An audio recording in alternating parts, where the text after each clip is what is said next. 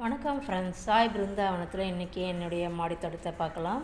ஒரு 2 இயர்ஸாகவே நான் சரியாக பராமரிக்க முடியல. என்னுடைய மாடி தோட்டத்தை கொஞ்சம் உடல்நிலை சரியில்லாமல் போனதால் சரியாக கவனிக்க முடியாமல் ஓரளவுக்கு செடிகளை சேஞ்ச் பண்ணாமல் அப்படியே வச்சுருந்தேன். இப்போ தான் கொஞ்சம் கொஞ்சமாக மாற்றிட்டு இருக்கேன். இப்போ ஆடி மந்த்து போகிறதுலேருந்து தான் கொஞ்சம் கொஞ்சமாக மாற்றி அந்த பழைய செடிகள்லாம் எடுத்து ஓரமாக போட்டுட்டு கொஞ்சம் கொஞ்சமாக டெய்லிக்கு ஒர்க் பண்ணிகிட்ருக்கேன்.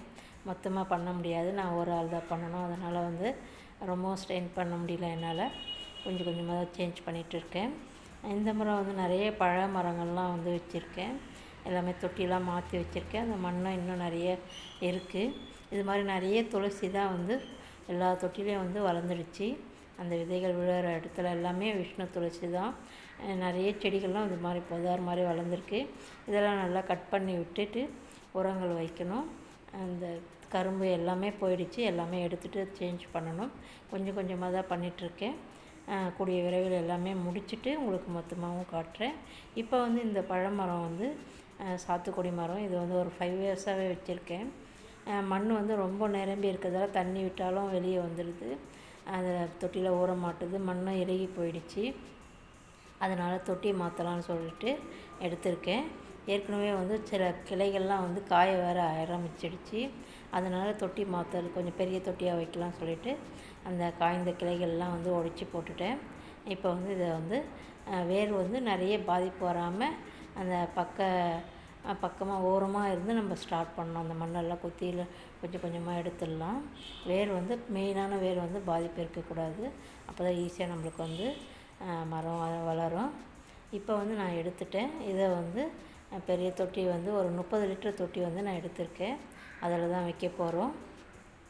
செடி மழை வந்ததால் நல்லாவே பச்சையாக இருக்குது.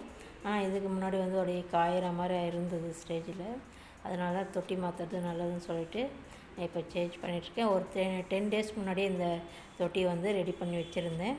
இதுக்கு மண் கலவை ஏற்கனவே தோட்டத்திலே இருக்கிற மண்ணையும் கூடவே காயற்பித்து மண்புழு உரம், காய்ந்த இலைகள் இதெல்லாமே மிக்ஸ் பண்ணி எடுத்து வச்சுருந்தேன். ஒரு 10 டேஸ் ஆகிடுச்சு இந்த கலவையை கலந்து வச்சு.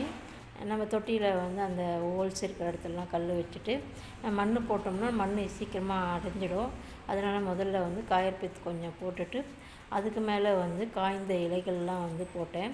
இந்த காய்ந்த இலைகளும் என்னுடைய தோட்டத்தில் வரதையே நான் எல்லாத்தையும் சேவ் பண்ணி வச்சுருந்தேன். அதுக்கு மேலேயும் மண் கலவையை போட்டுட்டு திரும்பவும் அதுக்கு மேலேயும் காய்ந்த இலைகள் கொஞ்சம் போட்டுட்டு அதுக்கப்புறம் திரும்பவும் அந்த மண் கலவையை போட்டு வச்சுருந்தேன்.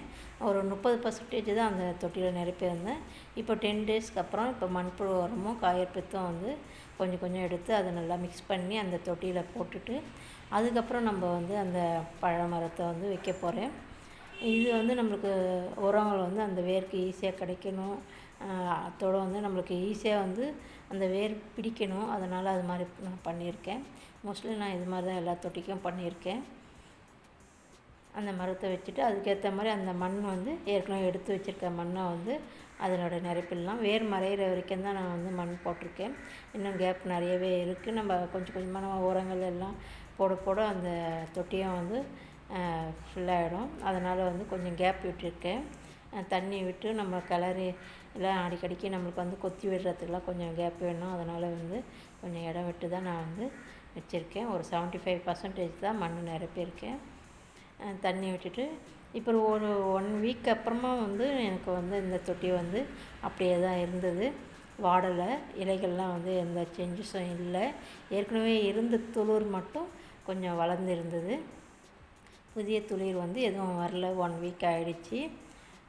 ஏன்னா இது காயில் அது வரைக்கும் ரொம்ப சந்தோஷம். கொஞ்சம் மெதுவாக தான் இதனுடைய வளர்ச்சிக்கு தெரியும்னு நினைக்கிறேன். ஏன்னா இப்போ வரைக்கும் காஞ்சி போல மரம் நல்லாவே பச்சையாகவே இருக்குது. அந்த துளிர்கள் ஏற்கனவே இருந்த துளிர்கள் தான் வந்துட்டுருக்கு. இப்போ புதுசாக இன்னும் துளிர் விட ஆரம்பிக்கல. கூடிய சீக்கிரம் இதனுடைய வளர்ச்சி எப்படி இருக்குதுன்னு பார்க்கலாம். லைக் பண்ணுங்கள், சப்ஸ்கிரைப் பண்ணுங்கள், கூடவே பெல் பட்டனை ப்ரெஸ் பண்ணுங்கள். நன்றி, வணக்கம்.